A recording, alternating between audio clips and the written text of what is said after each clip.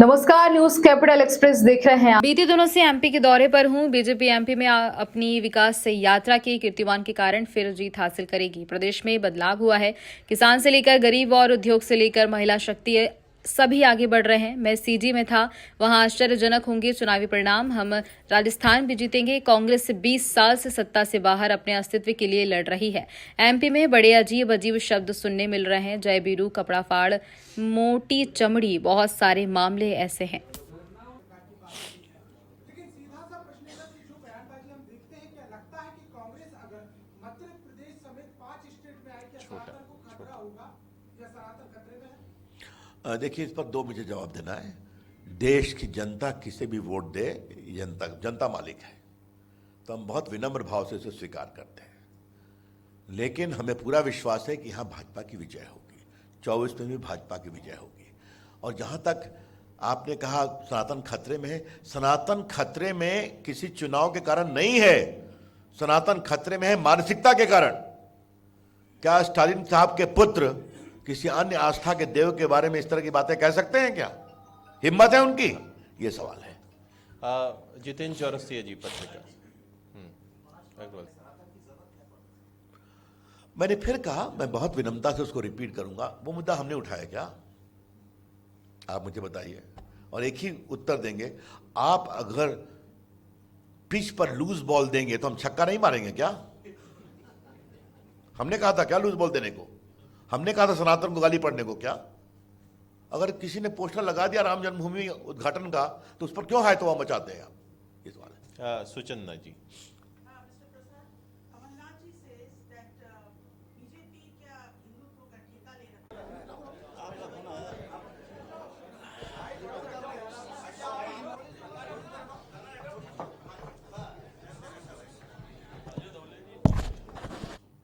मैं बहुत ही हृदय से अभिनंदन करता हूं। मेरा नमस्कार। पता नहीं लास्ट में कब आप लोगों से मिला, कुछ समय हो गया। लंबा हो गया, आपने बुलाया नहीं लगता है। मित्रों, मैं छत्तीसगढ़ के प्रवास में था, चुनाव में, अभियान में, और पिछले लगभग 3-4 दिनों से मैं मध्य प्रदेश के दौरे पर हूं। सबसे पहले ग्वालियर गया, फिर छिंदवाड़ा गया, फिर जबलपुर गया, और आज आपके बीच आया। कुछ 3-4 बातें मैं कुछ मिनटों में कह दूं, फिर आपके प्रश्नों का मैं बहुत विनम्र भाव से उत्तर दूंगा।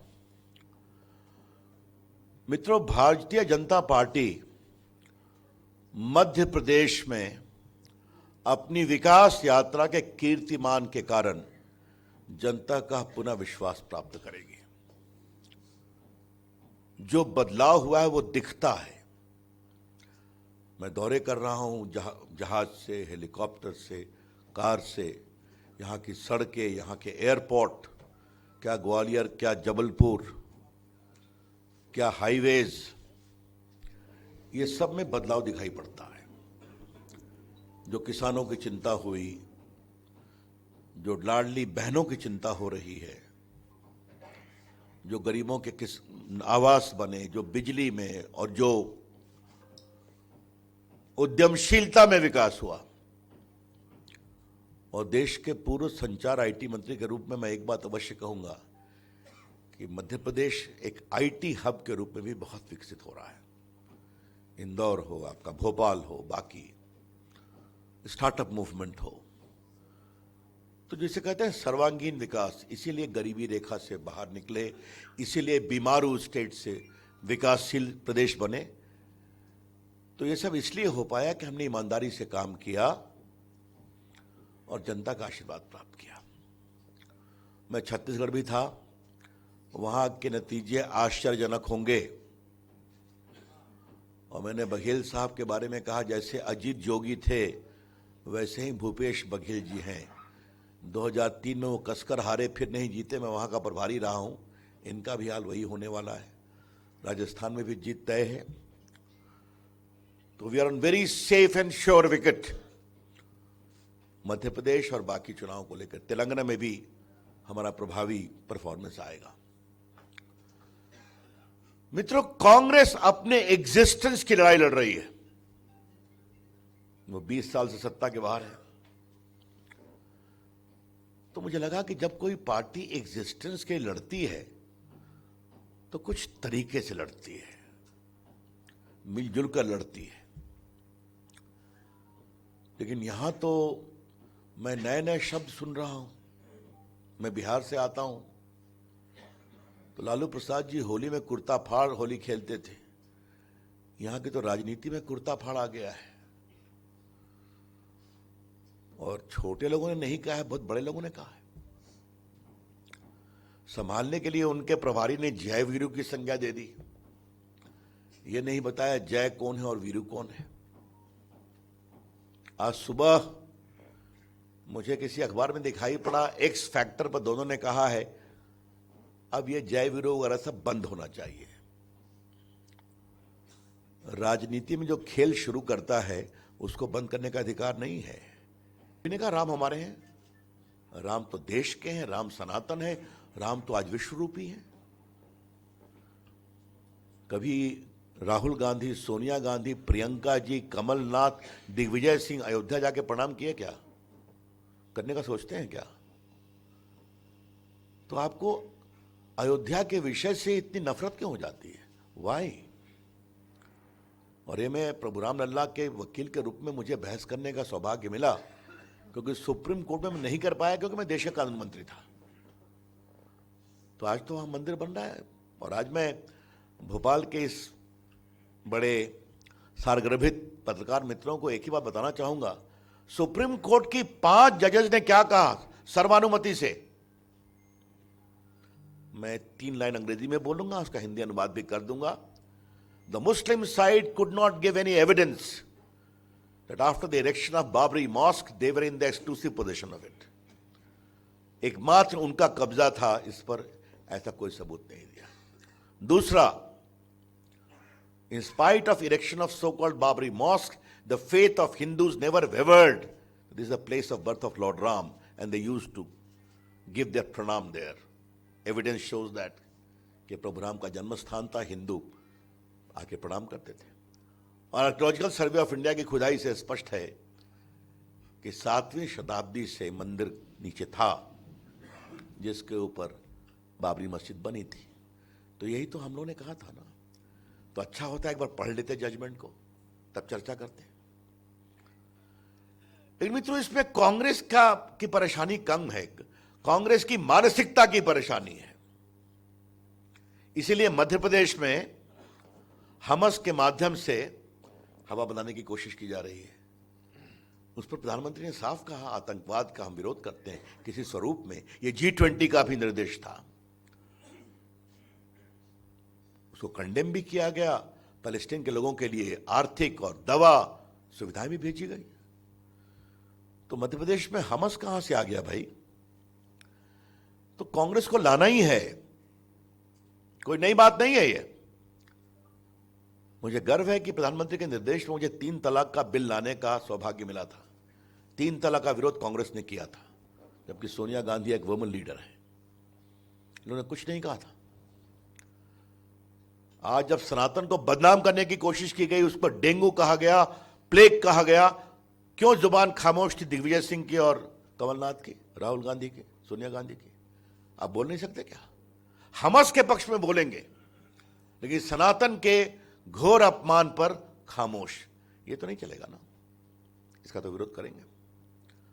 और आज जब इतना लोग बात करते ही हैं, तो कमलनाथ जी, मुझे आपसे कुछ सवाल पूछ दें हम, क्योंकि मैं भी उस आंदोलन का पार्ट रहा, वकील भी रहा। जब बाबरी मस्जिद के गिरने के आलोक में मध्य प्रदेश की सरकार को डिसमिस किया नरसिंह राव की सरकार में, तो आप भी तो मंत्री थे ना उसमें, आपने कुछ विरोध किया था क्या? और जब लोकसभा में कहा गया और टीवी पर कहा नरसिंह राव जी ने कि हम बाबरी मस्जिद फिर बनवाएंगे, आपने विरोध किया था क्या? खामोश थे ना आप। तो ये क्या क्या बात करते हैं आप? क्योंकि बार बार लोग चुनावी हिंदू की बात करते हैं, हनुमान चालीसा की बात करते हैं, तो इन अतीत को बताना जरूरी था। सनातन का अपमान नहीं सहेगा हिंदुस्तान, और इसको हम शुभ बनाएंगे। ये बात हमको बहुत, और देखिए कोई नई बात मैं नहीं कह रहा हूं, आप सभी जानते हैं, खाली आपको रिकॉल करा रहा हूं। प्रभु राम को काल्पनिक कैरेक्टर किसने कहा? मनमोहन की सरकार ने। सुप्रीम कोर्ट में राम सेतु की सुनवाई में एफिडेविट पर कहा कि Ram was a fictional character. मैं पार्टी का मुख्य प्रवक्ता था, मुझे कहा मैंने विश्वास नहीं कर, एफिडेविट आया तो मैं तो अवाक रह गया। तो बड़ा कस के विषय उठाया तो सोनिया जी इटली गई हुई थी, जब लगा फंस रहे हैं तो फिर कहा इसको बदलो। तो कौन सी बात है, हमेशा ये क्यों करते हैं आप? ये ठीक नहीं है। हम बिल्कुल विकास पर लड़ना चाहते हैं, लेकिन मध्य प्रदेश एक आस्था, आध्यात्म और संस्कार की भी बहुत बड़ी जननी है, प्रदेश है, जहां महाकाल विराजते हैं, जहां ओंकारेश्वर में प्रभु महादेव विराजते हैं, जहां शिप्रा किराने संतों ने साधना की है। हम उसका सम्मान करते हैं, करेंगे, इसलिए तो उसका पूरा इंप्रूवमेंट किया हम लोगों ने। मित्रों, मुझे अपनी ओर से इतना ही कहना था। अब मैं आपके सवाल का उत्तर देने को, जो भाई साहब कहेंगे उनका मैं उत्तर दूंगा, इसलिए प्लीज ये क्षमा करिएगा। गौरव जी का पहला प्रश्न।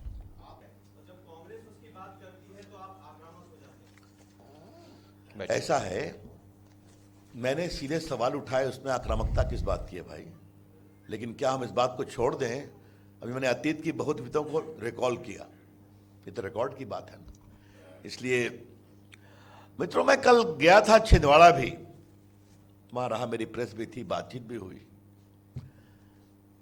मैंने कहा वहीं बोलूं, हमने कहा भोपाल में बोलूंगा। कमलनाथ जी छिंदवाड़ा में बहुत कठिनाई में है, मैं आपको कह देना चाहता हूं, और वो हार जाए तो आश्चर्य नहीं होगा, बिल्कुल। जिसे एक हताशा भरी लड़ाई कहते हैं ना, कैंपेन ऑफ डेस्परेशन, वो वहां है, लोगों ने देखा है वहां पर। तो ऐसा मेरा एक ऑब्जर्वेशन था, मैंने कहा बता दूं। हाँ, नेक्स्ट क्वेश्चन। सत्या जी। सर, कर्नाटक के मंत्री हैं जमीर खान, वो राजस्थान में जीत का कानूना बता रहे हैं, कह रहे हैं कि उनको राजस्थान में भी ऐसा होना चाहिए। इस तरह का एक वीडियो वायरल हुआ है, बीजेपी इसको सवाल किया। ऐसा है कि हमारे बहुत से योग्य प्रवक्ता पैनलिस्ट हैं, इसका जवाब देंगे। इनको नई बात तो नहीं कह रहे ना, क्या 3 तलाक, क्या शाहबानो, सब पर तो उनका वही स्टैंड रहता है। हाँ। एक मिनट दीदी, रवीश जी अभी आता हूं। एक बैठ के पूछिए। हाँ, ठीक। आप क्या मानते हैं, क्या यह सुप्रीम कोर्ट के आदेश की अवमानना नहीं है, या जो कार्यकर्ता बोल रहे हैं वो बिल्कुल सही है? देखिए, पहले इस बात को थोड़ा सा मैं बड़ा अपने गंभीर और संवेदनशील विषय उठाया है। भारत सरकार ने प्रभुराम के मंदिर के निर्माण में कोर्ट के निर्देशों की त्वरित पालन कर करके उसका रास्ता बनाया है। कोर्ट ने कहा ट्रस्ट बनाओ, एक समय सीमा के अंदर बनाओ, मुस्लिम साइड के लिए 5 एकड़ जमीन दो, बाकी कुछ हो, और बाकी ट्रस्ट वो काम कर रहा है। लेकिन उसके रास्ते के अवरोध का समाप्त किया है। अब मैं नाम नहीं लूंगा, सुप्रीम कोर्ट की सुनवाई में उस समय के कांग्रेस के बड़े वकील नेताओं ने क्या कहा, क्यों सुनवाई कर रहे हैं, मत करिए, ये भी सच्चाई है। यस रमेश जी। यह है, बंद तो हम करेंगे ना। मित्रों, ये सवाल कुर्ता फाड़ और जय वीरू का नहीं है, ये सवाल है यहां के टॉप लीडरशिप में कितना सद्भाव, सहमति का अभाव है। यह बड़ा विषय है। अब ये तो मैंने सुना नहीं था, यहां के अपने मित्रों ने बताया कि और भी संदेश आए हैं कि गाली खाने का पावर ऑफ अटॉर्नी किसी को मिला है, कोई अपनी चमड़ी की मोटाई नाप रहा है। ये क्या हो रहा है भाई? ये कांग्रेस को हो क्या गया है? और कांग्रेस को अगर ये हुआ है तो प्रदेश की जनता को हम बताएंगे कि ये कांग्रेस पार्टी है। ये स्थायी सरकार देगी क्या? ये विकास की बात करेगी क्या? ये बात दूसरी मैं बहुत विनम्रता से कहना चाहता हूं, राहुल गांधी जी कहां हैं? उनके मोहब्बत की दुकान मध्य प्रदेश में क्यों बंद हो गई है भाई? अभी तो उनको कुर्तों को रफू करने की जरूरत थी, जय वीरों के बीच में सेतु बनने की बात करनी थी उनको, लेकिन वो तो यहां कल मैं छिंदवाड़ा में था, वहां तो मुझे और आश्चर्य हुआ कि वहां के उम्मीदवारों के पैम्फलेट पर उनकी फोटो भी दिखाई नहीं पड़ती है। तो हमने कहा ये क्या हो रहा है भाई? तो चलिए, ये उनका विषय है। लेकिन अब तो और बड़ी बात बोल दी हमारे नीतीश कुमार ने कि इंडिया अलायंस में आजकल प्रॉब्लम है। कल मैंने रात में टीवी पर देखा, जो कि मेरे प्रदेश का मामला था, तो काफी बोल गए कि राहुल गांधी को तो फुर्सत ही नहीं है चुनाव से। यहां पर आम आदमी पार्टी भी कूद गई है मैदान में, यहां पर जदयू भी कूद गए हैं मैदान में, यहां पर समाजवादी पार्टी भी कूद गई है मैदान में। और मैं एक इंटरव्यू पढ़ रहा था कमलनाथ जी का, उसने कहा यहां तो लोगों कोई वजूद नहीं है, तुमको क्या हम कोई स्थान दें, बीजेपी और कांग्रेस की सीधी लड़ाई। तो भैया कमलनाथ जी और राहुल गांधी जी, अगर लड़ाई सीधी है तो आप लोग 6 महीने से क्या नाटक कर रहे हैं इंडिया अलायंस का? पटना की बैठक, बेंगलुरु की बैठक, मुंबई की बैठक, और एक सार्थक विकल्प के रूप में आए हैं। तो अभी तो लोकसभा के चुनाव की उसका कोई उद्घोष भी नहीं हुआ है और आप पहले ही बिखर रहे हैं। यह अवसरवादी गठबंधन है, it's a pure opportunistic alliance. तो बिखरना ही था। कल देखा अखिलेश बाबू ने घोषणा कर दी कि 80 सीट में अलायंस होगा तो हम 65 लड़ेंगे, बाकी में सब एडजस्ट करो। तो मित्रों, जब अवसरवाद से एडजस्टमेंट होता है तो ये समस्या होती है। आज मध्य प्रदेश पर हमारे प्रधानमंत्री नरेंद्र मोदी जी का जो स्नेह है, ये सब आपको बता चुके हैं वो कितनी बार आए हैं, और मनमोहन सिंह कितनी बार आए, कितने लाखे करोड़ रुपए दिए गए विकास के लिए, ये भी आपको मालूम है। और मोदी जी बहुत ईमानदारी से महसूस करते हैं कि राज्यों का प्रामाणिक विकास जरूरी है। और यहां तो साहब ये है कि पैसे वापस कर दिए गए गरीबों के आवास के, ये सब आपने सुना है। मित्रों, एक अंतिम बात मुझे कहनी है कि मध्य प्रदेश में आजकल चुनावी हिंदू बहुत घूम रहे हैं, अच्छा लगता है। कोई हनुमान जी की स्तुति गा रहा है, कोई हिंदू धर्म के मर्म को समझा रहा है, कोई हिंदू सोच पर टिप्पणी और व्यंग दोनों कर रहा है।